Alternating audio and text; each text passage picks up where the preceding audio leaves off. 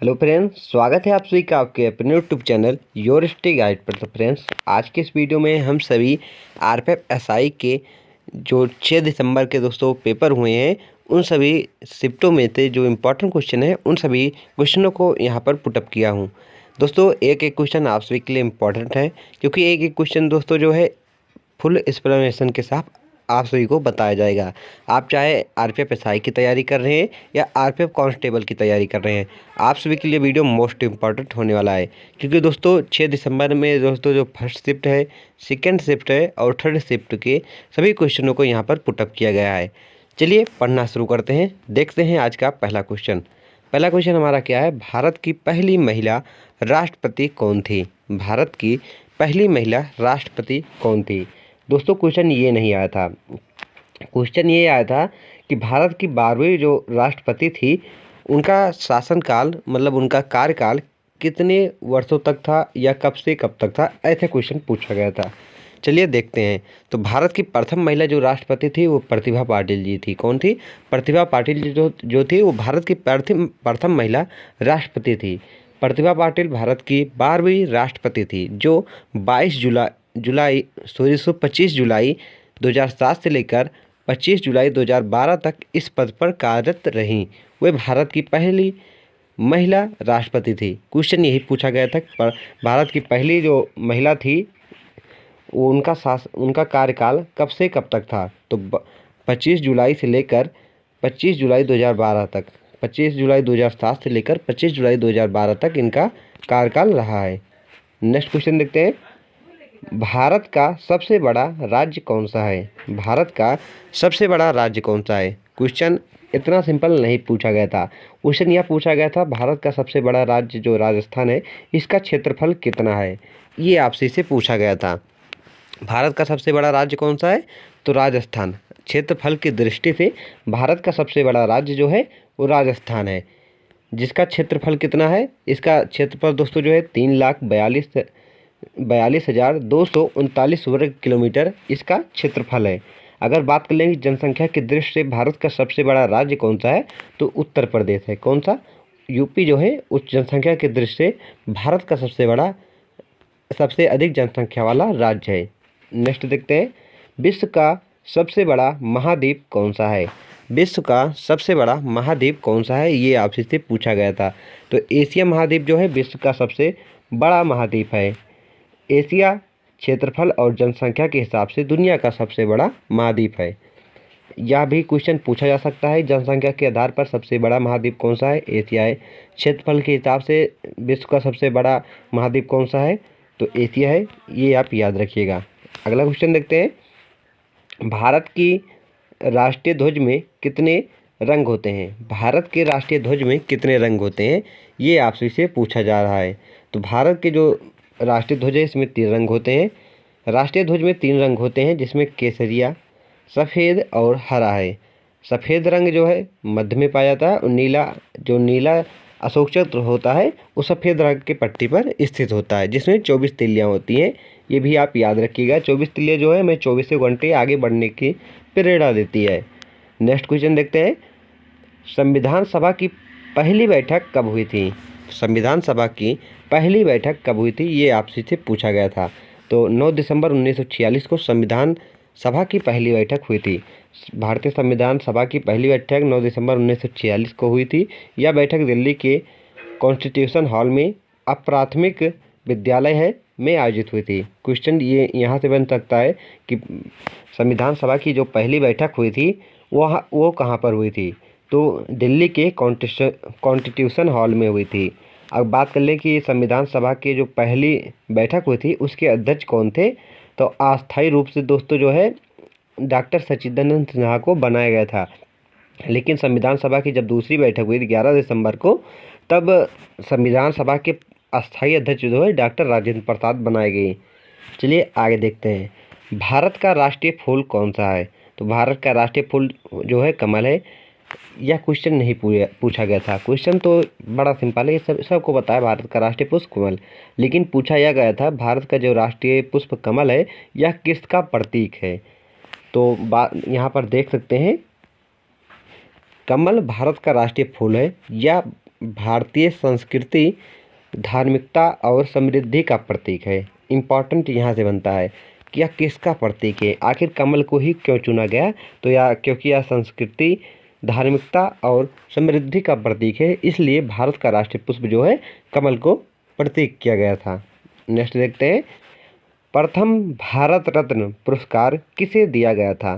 प्रथम भारत रत्न पुरस्कार किसे दिया गया था, तो राइट आंसर क्या है, सर सीवी रमन को। किसे, सर सीवी रमन को जो है प्रथम भारत रत्न पुरस्कार मिला था।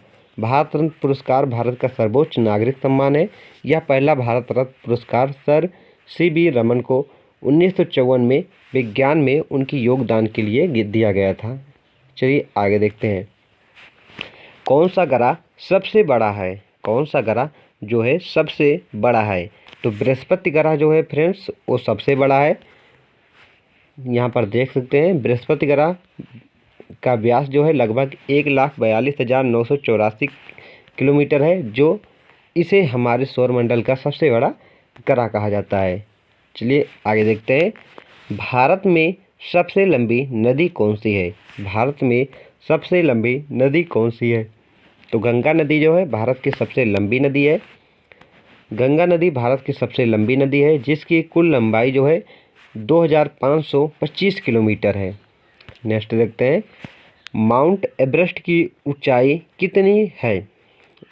क्वेश्चन यह पूछा गया था कि 8,848 मीटर ऊंचा पर्वत कौन सा है। ऑप्शन में आप सभी को दिया गया था माउंट एवरेस्ट, एंडीज पर्वत, माला, अरावली पर्वत, इस प्रकार दिया गया था और आपसे से पूछा गया था। तो माउंट एवरेस्ट की ऊंचाई कितनी है, तो 8,848.86 मीटर जो है माउंट एवरेस्ट की ऊंचाई थी। माउंट एवरेस्ट जो नेपाल और तिब्बत की सीमा पर स्थित है। यहाँ से एक क्वेश्चन बन सकता है कि माउंट एवरेस्ट जो है वो किन दो देशों के बीच की सीमा पर स्थित है, भारत और चीन के बीच, नेपाल और तिब्बत के बीच, इस प्रकार आपसे पूछा जा सकता है। तो नेपाल और तिब्बत के बीच जो है माउंट एवरेस्ट जो है स्थित है।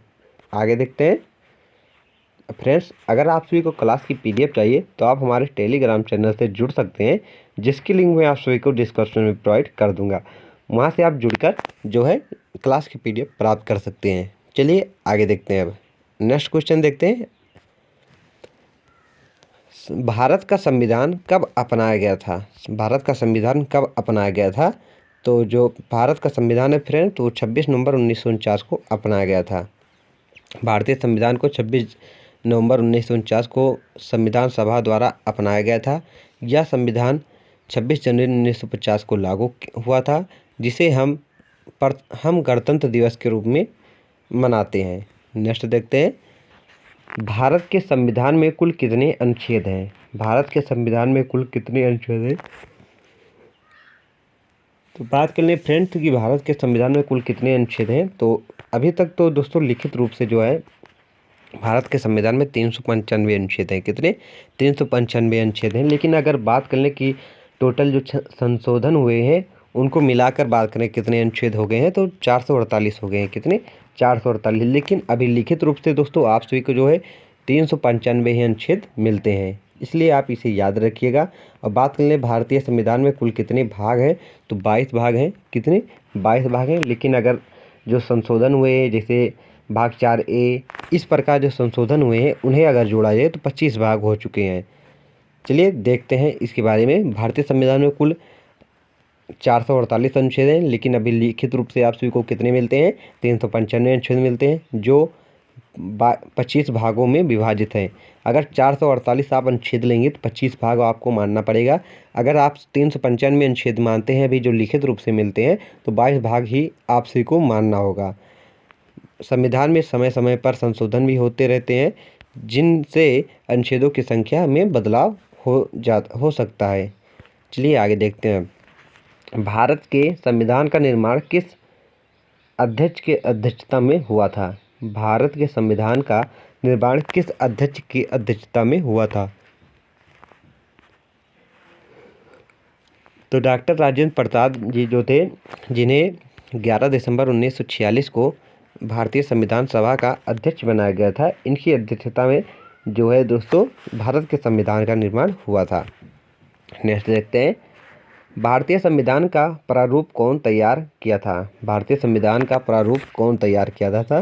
तो डॉक्टर भीमराव अंबेडकर जो थे उन्होंने भारतीय संविधान का प्रारूप तैयार किया था।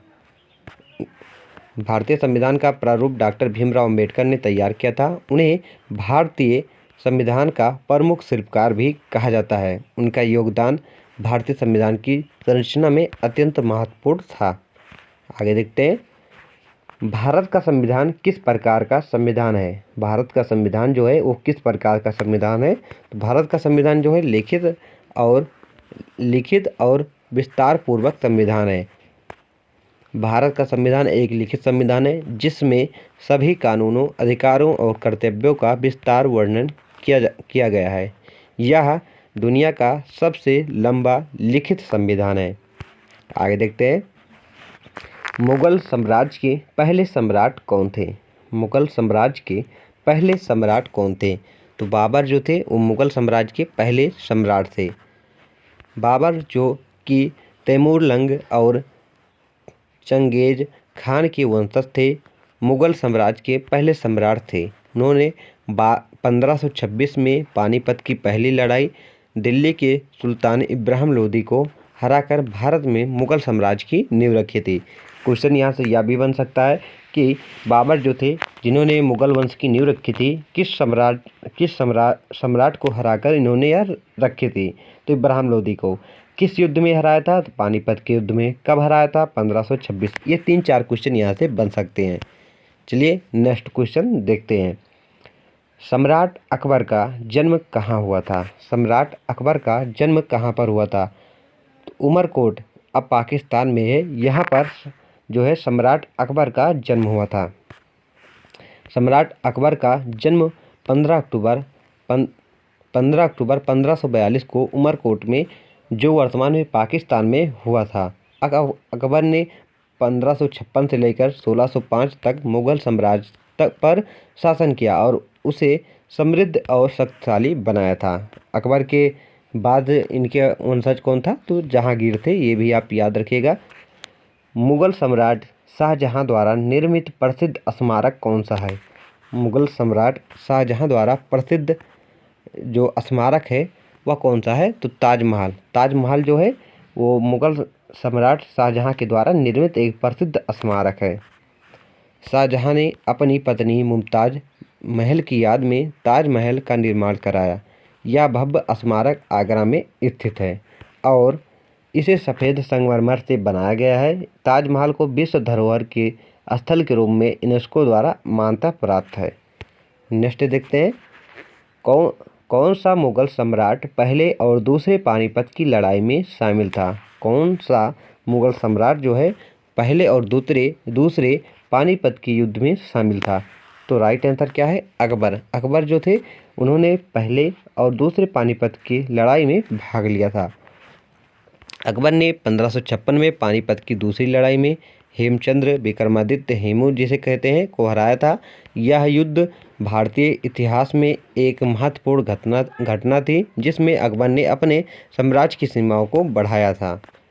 आगे देखते हैं, मुगल साम्राज्य के अंतिम सम्राट कौन थे? मुगल साम्राज्य के अंतिम सम्राट कौन थे? तो राइट आंसर क्या है? बहादुर शाह जफर। बहादुर शाह द्वितीय इन्हें बोल रहे हैं। बहादुर शाह जफर जो थे मुगल सम्राट के अंतिम सम्राट थे। बहादुर शाह जफर को मुगल साम्राज्य के अंतिम सम्राट थे। 1837 से लेकर 1857 तक शासन कर रहे थे। 1857 के स्वतंत्रता संग्राम के समय उन्हें ब्रिटिश अधिकारियों द्वारा गिरफ्तार कर दिल्ली से बाहर कर दिया गया, जिससे मुगल साम्राज्य का अंत हो गया। अपना किसके प्रयासों से सती प्रथा का उन्मूलन हुआ है? किसके प्रयासों से सती प्रथा का उन्मूलन हुआ? तो राइट आंसर क्या है? राजा राम मोहन राय के। किसके प्रयासों से फ्रेंड? राजा राम मोहन राय के प्रयासों से जो है सती प्रथा का उन्मूलन हुआ था। चलिए आगे देखते हैं। अब स्वामी विवेकानंद का मूल नाम क्या था? मोस्ट इंपॉर्टेंट क्वेश्चन है, ये कई बार एग्जाम में पूछा जा चुका है। स्वामी विवेकानंद का मूल नाम क्या था? तो राइट आंसर क्या है? आचार्य नरेंद्र नाथ। क्या? आचार्य नारेंद्र नाथ दत्त जो है स्वामी विवेकानंद का मूल नाम था। चलिए नेक्स्ट क्वेश्चन देखते हैं। अगला हमारा क्वेश्चन क्या है, भारत और अफगानिस्तान के बीच विभाजन रेखा को क्या कहते हैं? भारत और अफगानिस्तान के बीच जो सीमा रेखा खींची गई है विभाजन की, उसे क्या कहते हैं? तो उसे डूरंड रेखा क्या कहते हैं? क्या? डूरंड रेखा। वहीं बात कर लें कि भारत और पाकिस्तान के बीच जो सीमा रेखा है उसे क्या कहते हैं? उसे रेड क्लिफ कहते हैं। और भारत और चीन के बीच जो सीमा रेखा का विभाजन करती है जो सीमा है उसे क्या कहते हैं? उसे मैकमोहन रेखा कहते हैं। यहाँ से दोस्तों ये 3-4 क्वेश्चन आप सभी के एग्जाम में पूछे जाते हैं। नेक्स्ट क्वेश्चन देखते हैं, किस वर्ष उड़ीसा बिहार से पृथक हुआ? किस वर्ष जो है उड़ीसा बिहार से पृथक हुआ या अलग हुआ? तो 1 अप्रैल 1936 को जो उड़ीसा है वो बिहार से पृथक हुआ था। और आप सभी को कमेंट बॉक्स में यह बताना है कि किस वर्ष उत्तराखंड जो है वो उत्तर प्रदेश से अलग हुआ था। इसका आंसर आप सभी को कमेंट बॉक्स में बताना है। नेक्स्ट, सत्यशोधक समाज की स्थापना किसने की थी? सत्यशोधक समाज की स्थापना किसने की थी? तो महात्मा ज्योतिबा फूले जो हैं उन्होंने सत्यशोधक समाज की स्थापना की थी। फ्रेंड्स, क्लास की PDF के लिए आप हमारे टेलीग्राम चैनल से जुड़ सकते हैं, जिसकी लिंक मैं आप सभी को डिस्क्रिप्शन में प्रोवाइड कर दूंगा। वहां से आप सभी जुड़कर क्लास की PDF प्राप्त कर सकते हैं। अगला क्वेश्चन, अखिल संघीय हरिजन समाज के संस्थापक कौन थे? अखिल संघीय हरिजन समाज के संस्थापक कौन थे? तो राइट आंसर क्या है? महात्मा गांधी जी। कौन थे? महात्मा गांधी जी जो थे वो अखिल संघीय हरिजन समाज के संस्थापक थे। नेक्स्ट क्वेश्चन देखते हैं। अगला हमारा क्वेश्चन है, महात्मा गांधी ने दांडी यात्रा कब शुरू की थी? महात्मा गांधी ने दांडी यात्रा कब शुरू की थी? ये आपसे से पूछा गया है। तो राइट आंसर क्या है? 12 मार्च 1930 को महात्मा गांधी जी ने दांडी मार्च यात्रा शुरू की थी। यह किस लिए शुरू की गई थी? तो नमक पर जो कर लगा था उसे हटाने के लिए महात्मा गांधी जी ने दांडी यात्रा शुरू की थी। कहाँ से शुरू की थी? तो साबरमती आश्रम से शुरू की थी। और कहाँ पर इसका अंत हुआ था? दांडी पर इसका अंत हुआ था। नेक्स्ट देखते हैं, चौरी चौरा प्रसिद्ध स्थल कहाँ पर स्थित है? चौरी चौरा प्रसिद्ध स्थल कहाँ पर स्थित है? तो राइट आंसर क्या है? गोरखपुर में। कहाँ पर? गोरखपुर में।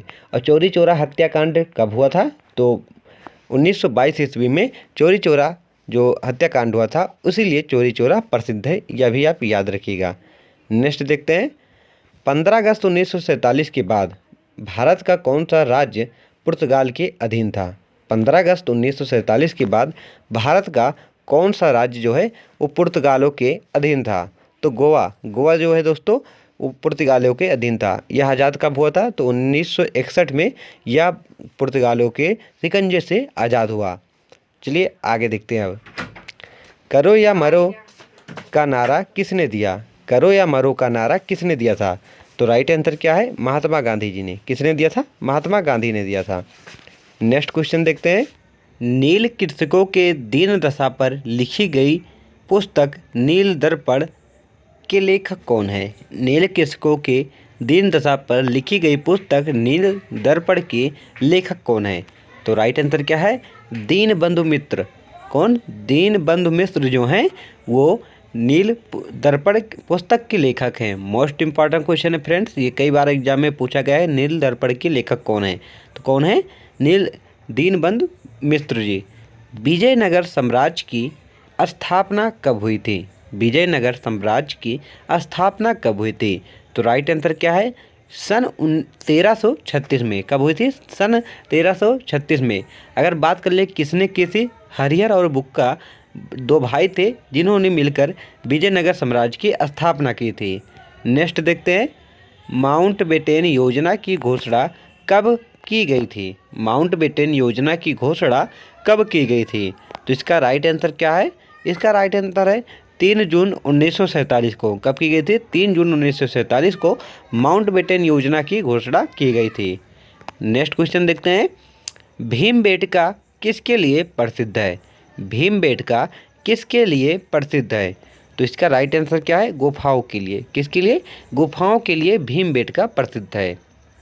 अगला क्वेश्चन, वास्को डी गामा 1498 ईस्वी में भारत में कहाँ पर पहुँचा था? वास्को डी गामा 1498 ईस्वी में भारत में कहाँ पर पहुँचा था? तो राइट आंसर क्या है? कालीकट बंदरगाह पर। कहाँ पर? कालीकट बंदरगाह पर वास्को डी गामा पहुँचा था। अगला हमारा क्वेश्चन है, मोस्ट इम्पॉर्टेंट है, ये कई बार एग्जाम में पूछा जा चुका है। भारत के तिरंगे का डिजाइन किसने तैयार किया था? भारत के तिरंगे का डिजाइन जो है वो किसने तैयार किया था? तो राइट आंसर क्या है? पिंगली वेंकैया ने। किसने? पिंगली वेंकैया ने भारत के तिरंगे का डिजाइन जो है बनाया था या तैयार किया था। नेक्स्ट क्वेश्चन, इंपॉर्टेंट क्वेश्चन ये भी है, द इंडियन स्ट्रगल पुस्तक के लेखक कौन है? द इंडियन स्ट्रगल पुस्तक के लेखक कौन है? तो नेताजी सुभाष चंद्र बोस जो हैं फ्रेंड्स, वो द इंडियन स्ट्रगल पुस्तक के लेखक हैं। और The Race of My Life के लेखक कौन है? तो मिल्खा सिंह जी हैं। कौन है? मिल्खा सिंह जी। अगला क्वेश्चन, स्वप्नवास दत्ता पुस्तक के लेखक कौन है? स्वप्नवास दत्ता पुस्तक के लेखक कौन है? तो भास जी जो हैं स्वप्नवास दत्ता पुस्तक के लेखक हैं। नेक्स्ट क्वेश्चन, अखिल भारतीय किसान सभा का प्रथम अध्यक्ष कौन था? अखिल भारतीय किसान सभा का प्रथम अध्यक्ष कौन था? तो इसका राइट आंसर क्या है दोस्तों? स्वामी शाहजानंद। कौन है फ्रेंड? स्वामी शाहजानंद जो हैं वो अखिल भारतीय किसान सभा का प्रथम अध्यक्ष थे। नेक्स्ट क्वेश्चन देखते हैं, अखिल भारतीय किसान सभा सर्वप्रथम कहाँ पर आयोजित हुआ था? अखिल भारतीय किसान सभा सर्वप्रथम कहाँ पर आयोजित हुआ था? तो लखनऊ में हुआ था। कहाँ पर? लखनऊ में हुआ था। नेक्स्ट क्वेश्चन, गुलामगिरी पुस्तक के लेखक कौन थे? गुलामगिरी पुस्तक के लेखक कौन थे? तो राइट आंसर क्या है? ज्योतिबा फुले। कौन थे फ्रेंड्स? ज्योतिबा फुले जो हैं गुलामगिरी पुस्तक के लेखक थे। नेक्स्ट, मुद्रा राक्षस नामक पुस्तक के लेखक कौन है? मुद्रा राक्षस नामक पुस्तक के लेखक कौन है? तो विशाख दत्त जी। कौन है? विशाख दत्त जो है मुद्रा राक्षस नामक पुस्तक के लेखक हैं। नेक्स्ट देखते हैं, भारत में सर्वप्रथम जजिया कर लगाने वाला शासक कौन था? भारत में सर्वप्रथम जजिया कर लगाने वाला शासक कौन था? तो मोहम्मद बिन कासिम जो है भारत में सर्वप्रथम जजिया कर लगाया था। नेक्स्ट देखते हैं, प्रथम गोल मेज सम्मेलन कब शुरू हुआ था? तो राइट आंसर क्या है? नवंबर 1930 में। कब हुआ था? नवंबर 1930 में प्रथम गोल मेज सम्मेलन शुरू हुआ था। प्रथम गोल मेज सम्मेलन नवंबर 1930 में शुरू हुआ था। नवंबर 1930 से लेकर जनवरी 1931 तक दोस्तों 1932 तक 3 गोल मेज सम्मेलन भारत में संवैधानिक सुधारों के लिए ब्रिटिश अधिकारियों और भारतीय राजनीतिक के बीच शांति सम्मेलन की एक श्रृंखला थी। यहाँ से एक क्वेश्चन यह बन सकता है कि गोलमेज जो सम्मेलन हो रहा था वो किस लिए हो रहा था? तो संवैधानिक सुधारों के लिए हो रहा था। कितने गोलमेज सम्मेलन हुए थे? 3 हुए हैं। कितने हुए? 3 हुए। महात्मा गांधी जी जो थे किस गोलमेज सम्मेलन में भाग लिए थे? तो दूसरे में भाग लिए थे। चलिए आगे देखते हैं इसके बारे में। जो है प्रथम गोलमेज सम्मेलन नवंबर 1930 से लेकर जनवरी 1931 तक चला था। इसके अध्यक्ष ब्रिटिश प्रधानमंत्री रामसे मैकडोनाल्ड थे। इंपॉर्टेंट क्वेश्चन यहाँ से यह बन सकता है फ्रेंड्स कि प्रथम गोलमेज सम्मेलन जो था उसके प्रधानमंत्री उसके अध्यक्ष कौन थे? तो ब्रिटिश प्रधानमंत्री जो थे रामसे मैकडोनाल्ड जी थे। नेक्स्ट देखते हैं, विक्टोरिया मेमोरियल की स्थापना कब हुई थी? विक्टोरिया मेमोरियल की स्थापना कब हुई थी? तो 4 जनवरी 1906 को विक्टोरिया मेमोरियल की स्थापना हुई थी। विक्टोरिया मेमोरियल कोलकाता के पश्चिम बंगाल में स्थित है। विक्टोरिया मेमोरियल भारत के प्रसिद्ध स्मारकों में से एक है। इसे 1906 से 1921 के बीच में बनाया गया था। नेक्स्ट देखते हैं, ताम्रपाषाण युग का स्थल कौन सा है? तो राइट आंसर क्या है? कायथा। कौन सा है? कायथा जो है ताम्रपाषाण युग का स्थल है। कहाँ पर स्थित है? उज्जैन में स्थित है। मध्य प्रदेश भारत के ताराना तहसील में उज्जैन शहर के निकट सिंधु नदी के तट पर कायथा स्थित है। नेक्स्ट देखते हैं, लाहौर के स्थान पर दिल्ली को राजधानी किसने बनाया? लाहौर के स्थान पर दिल्ली को राजधानी किसने बनाया? तो इल्तुतमिश ने। किसने? इल्तुतमिश ने लाहौर के स्थान पर दिल्ली को राजधानी बनाया था। इल्तुतमिश ने लाहौर के स्थान पर दिल्ली को राजधानी बनाया था। इल्तुतमिश को दिल्ली सल्तनत का वास्तविक संस्थापक माना जाता है। इन्होंने 1211 से लेकर 1236 तक दिल्ली सल्तनत पर शासन किया। इल्तुतमिश ने दिल्ली में कुतुब मीनार का निर्माण भी कराया था। यहाँ इल्तुतमिश से एक और क्वेश्चन बन सकता है कि दासों का दास किसे कहा जाता है, तो इल्तुतमिश को कहा जाता है, ये भी आप याद रखिएगा। नेक्स्ट देखते हैं, निम्नलिखित में से कौन लोक गायन की श्रेणी में शामिल नहीं है, ये आपसे से एग्जाम में पूछा गया था। तो राइट आंसर क्या है, ध्रुपद। ध्रुपद जो है लोक गायन की श्रेणी में नहीं शामिल है। शिक्षा का अधिकार कब आया था? शिक्षा का अधिकार भारत में कब आया था? तो 1 अप्रैल 2010 में शिक्षा का अधिकार भारत में आया था। यहाँ से एक क्वेश्चन और बन सकता है जो यहाँ पर लिखा है, आप सभी देख सकते हैं। शिक्षा का अधिकार भारत के संसद ने 4 अगस्त 2009 में पारित किया था। क्वेश्चन यह बनेगा कि भारत के संसद ने शिक्षा के अधिकार को पारित कब किया था? तो 4 अगस्त 2009 को। अब भारत में लागू कब हुआ था? तो 1 अप्रैल 2010 में यह लागू हुआ था। नेक्स्ट, शिक्षा का अधिकार किस संविधान संशोधन के द्वारा मौलिक अधिकार में शामिल किया गया? शिक्षा का अधिकार किस संविधान संशोधन के द्वारा जो है मौलिक अधिकार में परिवर्तित किया गया? तो राइट आंसर क्या है, 86वां संविधान संशोधन 2002 के तहत जो शिक्षा का अधिकार है इसे मौलिक अधिकार के रूप में परिवर्तित किया गया। नेक्स्ट, लूनी नदी का उद्गम कहाँ से होता है? लूनी नदी का उद्गम कहाँ से होता है? तो राइट आंसर क्या है, नाग पहाड़ से। कहाँ से? नाग पहाड़ से लूनी नदी का उद्गम होता है। लूनी नदी से एक और क्वेश्चन बन सकता है, वह कौन सी नदी है जो समुद्र में जाकर नहीं गिरती है या नहीं मिलती है? तो राइट आंसर क्या है, लूनी नदी। नेक्स्ट क्वेश्चन देखते हैं, कायथा साहित्य सागर किसके द्वारा संस्कृत में लिखा गया? कथा साहित्य सागर किसके द्वारा संस्कृत में लिखा गया? तो राइट आंसर क्या है, सोमदेव। सोमदेव के द्वारा दोस्तों जो है कथा साहित्य सागर संस्कृत में लिखा गया था। अगला क्वेश्चन देखते हैं, भारत में निजीकरण की शुरुआत कब से हुई थी? भारत में निजीकरण की शुरुआत कब से हुई थी? तो इसका राइट आंसर क्या है, 1991 से। कब हुई थी? 1991 ईस्वी से भारत में निजीकरण की शुरुआत हुई थी। नेक्स्ट, सिडबी का पूरा नाम क्या है? सिडबी का पूरा नाम क्या है? What is the full form of SIDBI? तो क्या है सिडबी का फुल फॉर्म? भारतीय लघु औद्योगिकी विकास बैंक, सिडबी का ये फुल फॉर्म है। नेक्स्ट क्वेश्चन देखते हैं, विराट कोहली ने किस देश के खिलाफ अपना 49वां शतक लगाया था? विराट कोहली ने किस देश के खिलाफ अपना 49वां शतक लगाया था? तो राइट आंसर क्या है, दक्षिण अफ्रीका। किसके खिलाफ लगाया था? दक्षिण अफ्रीका के खिलाफ लगाया था। यहाँ से एक क्वेश्चन और बन सकता है जिसे आप यहाँ पर देखते हैं, विराट कोहली ने ईडन गार्डन में, कहाँ पर? ईडन गार्डन में दक्षिण अफ्रीका के खिलाफ अपना 49वां शतक लगाया था और यहाँ पर उन्होंने जो है सचिन तेंदुलकर की बराबरी की थी। इससे पहले 49 शतक जो है सचिन तेंदुलकर लगा चुके थे। ईडन गार्डन में दक्षिण अफ्रीका के खिलाफ विराट कोहली ने लगाकर उनकी बराबरी की थी। तो शिव कुमार शर्मा का नाम किस वाद्य यंत्र से जुड़ा है? शिव कुमार शर्मा का नाम किस वाद्य यंत्र से जुड़ा है, ये आपसे से पूछा जा रहा है। तो शिव कुमार शर्मा जो है फ्रेंड्स वो किससे संबंधित है? वो संतूर वादक हैं। क्या है? संतूर वादक हैं। ये क्वेश्चन मोस्ट इंपॉर्टेंट है क्योंकि फ्रेंड्स ये क्वेश्चन जो है 1 दिसंबर में पूछा गया, फिर 3 दिसंबर में पूछा गया और आज 5 दिसंबर है। आज के भी दोस्तों एग्जाम में फर्स्ट शिफ्ट में यह क्वेश्चन पूछा जा चुका है कि शिव कुमार शर्मा का संबंध किस वाद्य यंत्र से है? तो इनका संबंध किससे है? ये संतूर वादक हैं। चलिए आगे देखते हैं, कोणार्क नृत्य उत्सव भारत के किस राज्य में मनाया जाता है? कोणार्क नृत्य उत्सव जो है भारत के किस राज्य में मनाया जाता है? तो इसका राइट आंसर क्या है? ऑप्शन सी हमारा बिल्कुल राइट है, उड़ीसा। उड़ीसा राज्य में कोणार्क नृत्य उत्सव मनाया जाता है। अगला क्वेश्चन देखते हैं, Modi government new search of communities पुस्तक के लेखक कौन हैं? तो राइट आंसर इसका क्या है? इसका राइट आंसर ऑप्शन सी बिल्कुल हमारा सही है, सीताराम येचुरी जो हैं वो इसके लेखक हैं।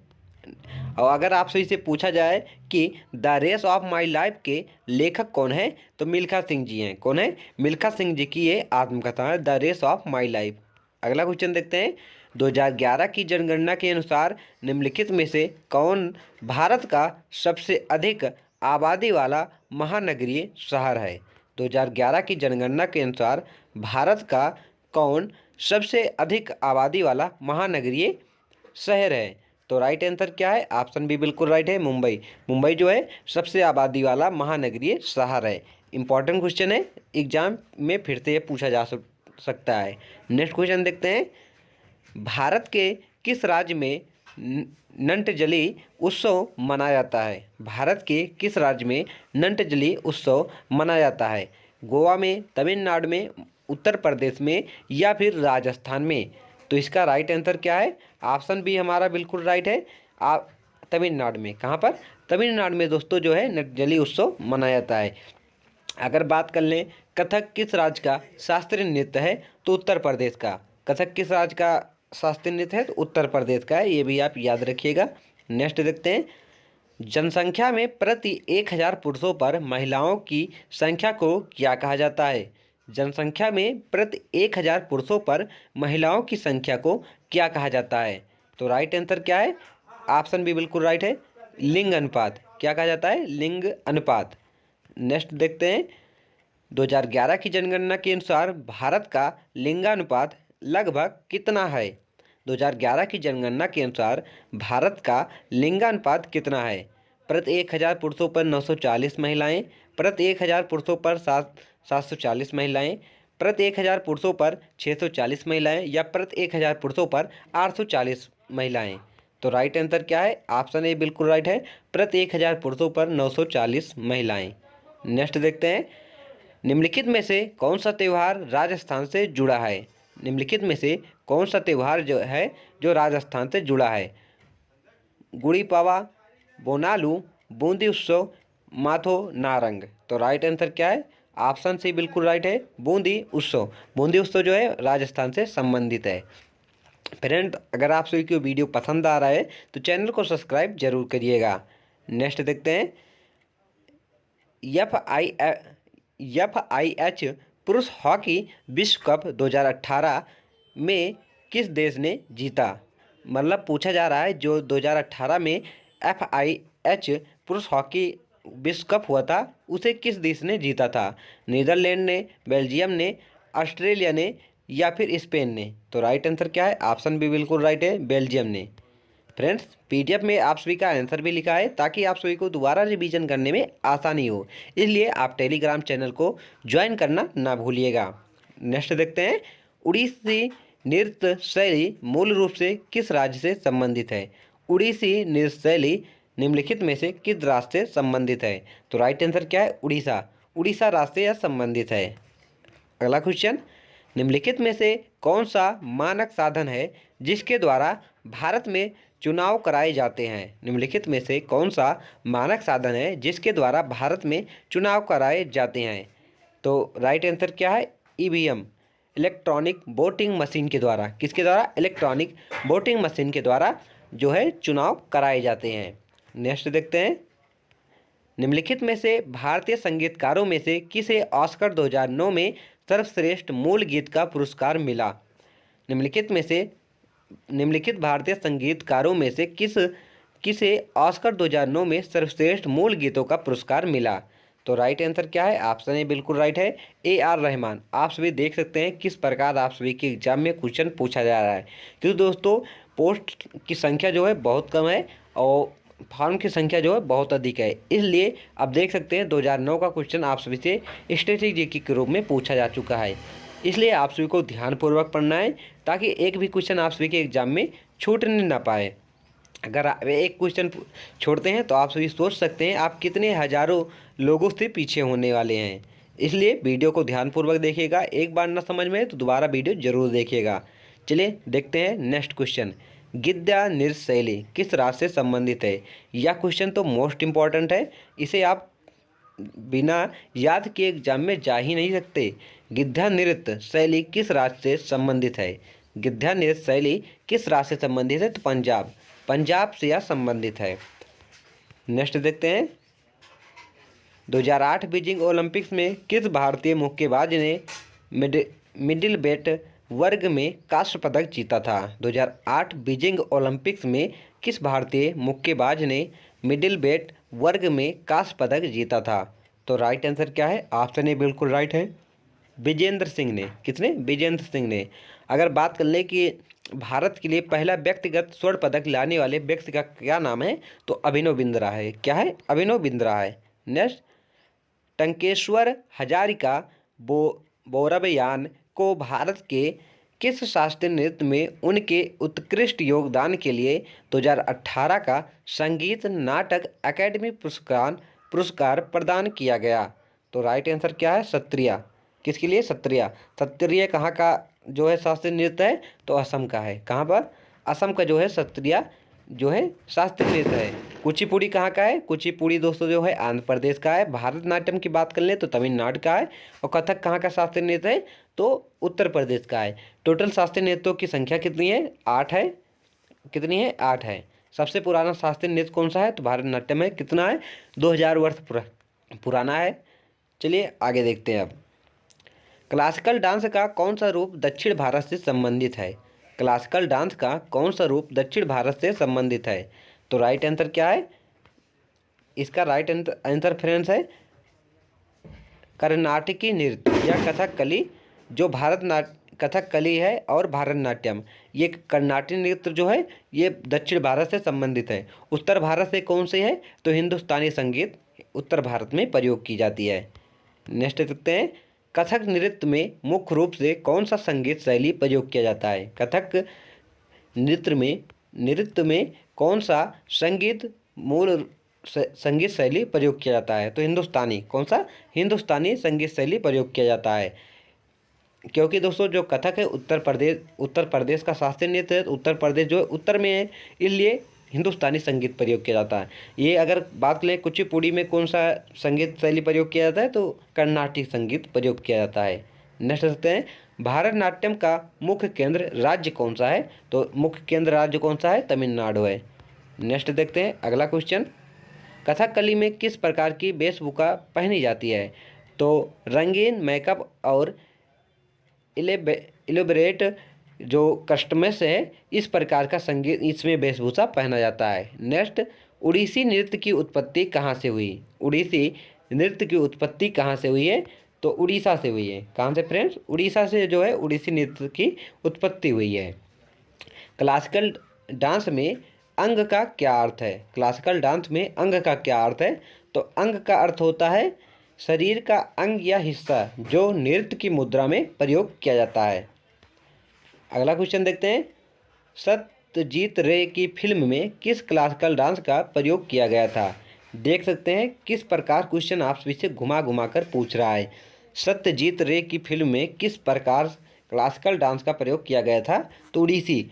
एक एक क्वेश्चन दोस्तों जो है आप सभी के एग्जाम के ही हैं, इसे हल्के में मत लीजिएगा। एक एक क्वेश्चन आप याद करिएगा, वीडियो देखिएगा, वीडियो देखकर एक बार पीडीएफ पढ़िए, फिर समझ में ना आए तो फिर से एक बार वीडियो देखिए, अवश्य आप सभी को क्वेश्चन याद होने ही वाले हैं।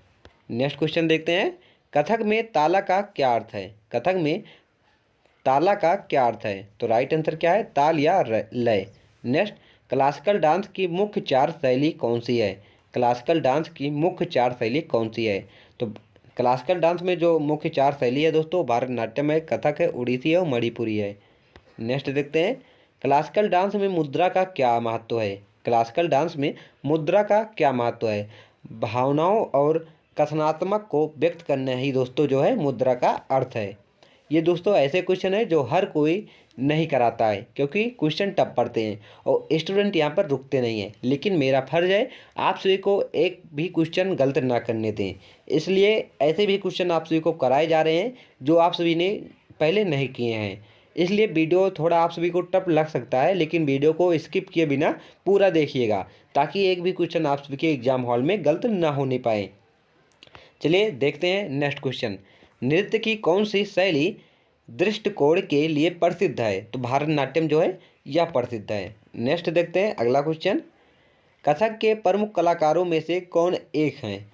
यहाँ पर दोस्तों दिए गए थे भारतनाट्यम के कुछ दिए गए थे, कुछ कुचिपुड़ी के दिए गए थे, कुछ कथकली के दिए गए थे और कुछ भारतनाट्यम के दिए थे, कुछ कथक के दिए गए थे। तो कथक के लिए बिरजू महाराज जी जो हैं ये प्रसिद्ध हैं। नेक्स्ट देखते हैं, भारतीय शास्त्रीय नृत्य में राग और ताल का क्या महत्व है? तो संगीत के साथ जो है तालमेल जो है, राग और ताल का जो है संबंध है।